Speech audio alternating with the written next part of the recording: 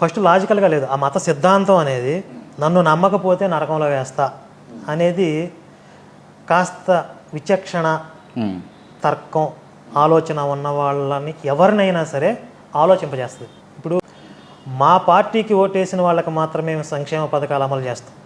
ఇప్పుడు రుణమాఫీ చేస్తున్నారు, రైతు రుణమాఫీ. మా పార్టీకి ఓటేసిన రైతులకు మాత్రమే రుణమాఫీ చేస్తాం అని అంటే మీరు మెచ్చుకుంటారా, తిడతారా? తిడతాం. నపూజయే ద్యోహి భక్త్యా శివలింగం చ పార్థివం సయాతి శూలిన కోపాత్ సోలప్రోతం సుధారుణం స్థిత్వ శతాబ్దం తత్రైవ స్వపద సప్తజన్మను తతో భవేద్వేవలశ్చ సప్తజన్మ స్వతః శుచి అని ఉంది.